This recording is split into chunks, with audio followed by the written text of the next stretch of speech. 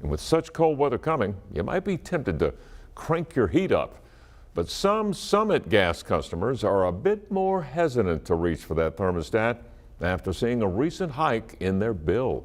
TSP 11's Sarah Habakowitz explains why you might be paying more and how you can avoid these kinds of surprises. Between October and November, Lori Murillo's Summit gas bill went up from about $60 to about $360. You know, I get my paycheck from my job, and that's where a quarter of it's going to pay that gas bill. She says putting her in a tough spot before the holidays. I have to work 4 times the amount to just pay this bill tomorrow. No Christmas gifts for the, grandkids. So she put in a complaint for the price spike to the Attorney General's office. And she's not the only one. Leslie Rutledge's office telling us in part they have, quote, received 48 customer complaints regarding Summit Utilities billing and urges any Arkansans who may have been harmed to contact the office immediately. But Summit says the price hike of about 20 cents more per unit of gas isn't up to them, nor do they profit from it.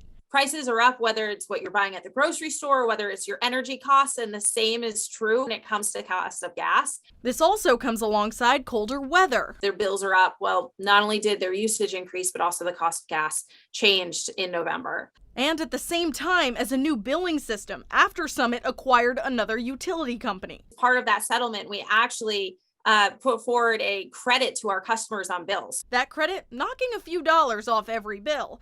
But even with these factors, customers like Lori still feel blindsided. If they would learn to communicate with their customers, they wouldn't have these issues right now.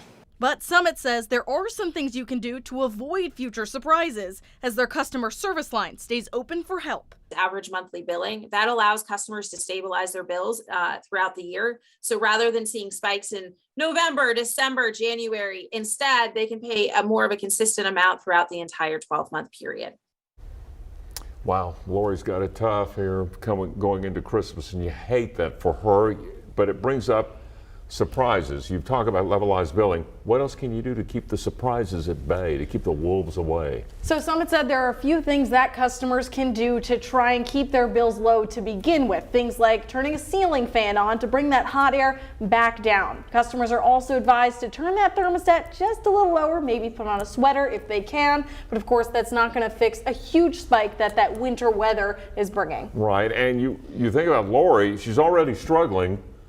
What advice do they give you for people who are already struggling with the bills they're having to pay? Yeah, so Lori's paying her bill for tomorrow. So that's what she's already struggling with. But Summit says they do actually have a heating assistance fund that can give customers $200 toward paying past due bills. And they have all of that information on how you can access that, as well as a video that actually breaks down your bill, explains every number on their website. So it's definitely a resource for anyone who has questions still.